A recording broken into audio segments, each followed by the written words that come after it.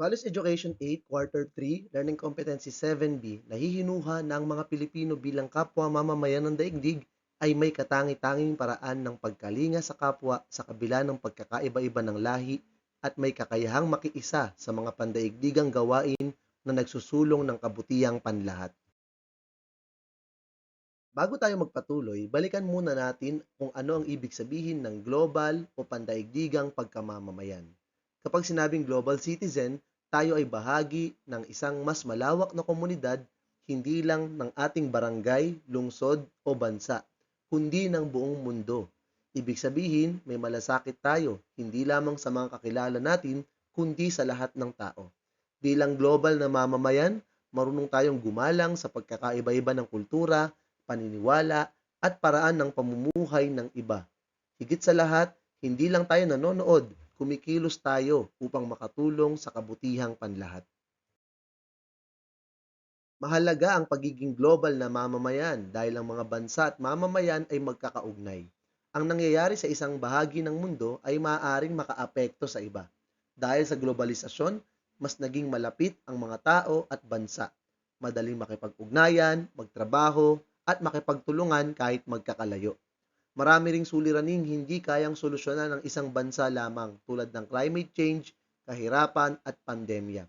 Kaya kailangan ng pagtutulungan at pagkakaisa ng lahat. Bilang kabataan, may mahalaga kayong papel sa pagbuo ng mas mabuting mundo sa pamamagitan ng tamang pag-iisip, tamang kilos at malasakit sa kapwa. Bilang mga Pilipino, mayroon tayong mga katangiang nagpapakita ng pagiging global na mamamayan. Ipinakikita natin ang karunungan sa pag-unawa sa kapwa, ang katapangan sa pagharap at paggalang sa pagkakaiba-iba, at ang malasakit na hindi lang para sa sariling komunidad, kundi para sa ibang tao sa iba't ibang panig ng mundo. Sa ganitong paraan, naipapakita natin ang tunay na pagkalinga sa kapwa bilang mamamayan ng daigdig.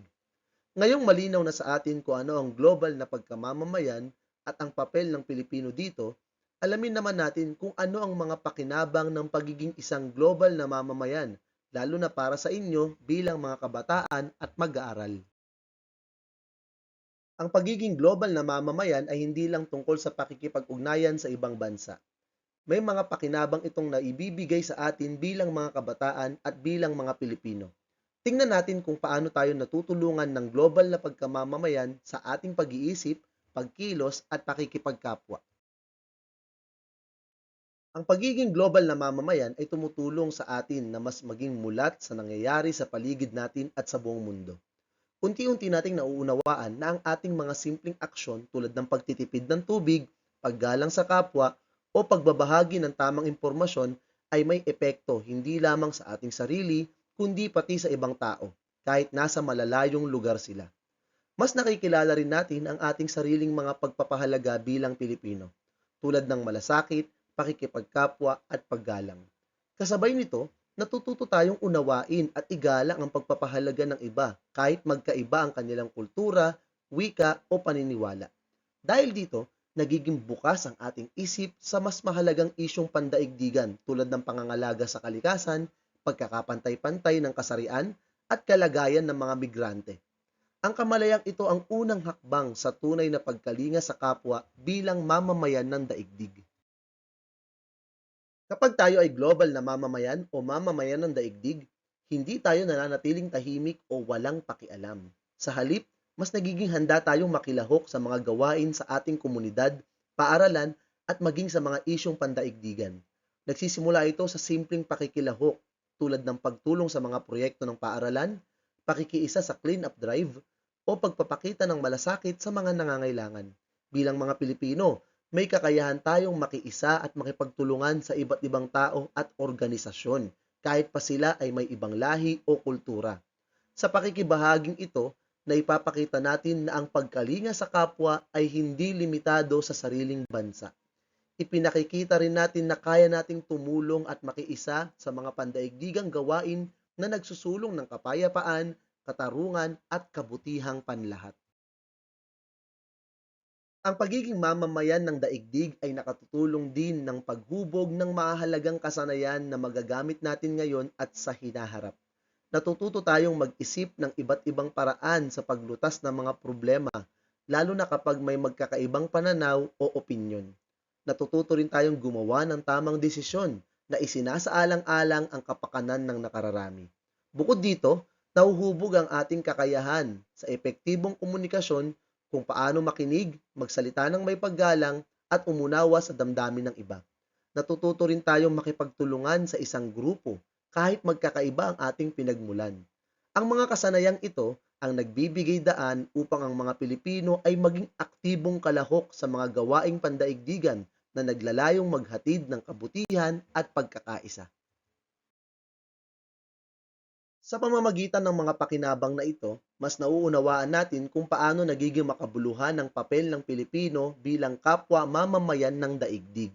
May malasakit, marunong makiisa, at handang kumilos para sa kabutihang panlahat sa kabila ng pagkakaiba-iba.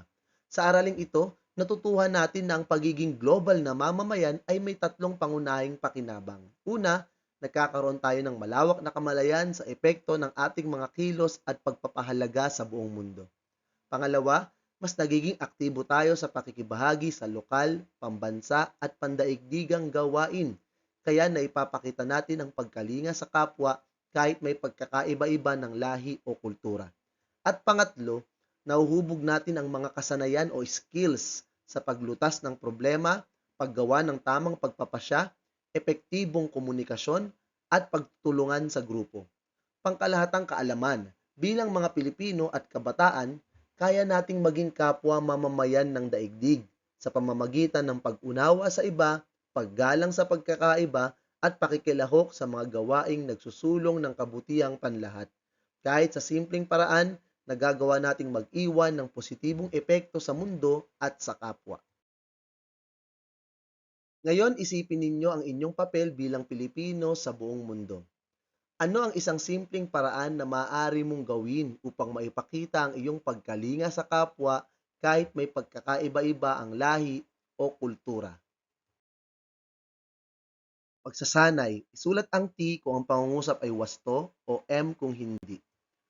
1. Ang global na mamamayan ay may malasakit sa lahat ng tao kahit magkaiba ang kultura o lahi. 2. Ang isang global na mamamayan ay may kamalayan sa epekto ng kanyang mga aksyon sa iba sa buong mundo. 3. Nakikilahok ang global na mamamayan sa mga gawain sa lokal, pambansa, at pandaigdigang komunidad. 4. Ang global na pagkamamamayan ay nakatutulong sa paghubog ng kasanayan sa komunikasyon, pagtutulungan at paggawa ng desisyon. At 5. Bilang Pilipino at kabataan, kaya nating magpakita ng pagkalinga sa kapwa kahit may pagkakaiba-iba ang lahi o kultura. At hanggang dyan lamang po ang ating aralin para sa araw na ito. Sana po'y may natutuhan kayo. Salamat po sa panonood at pakikinig. Paalam!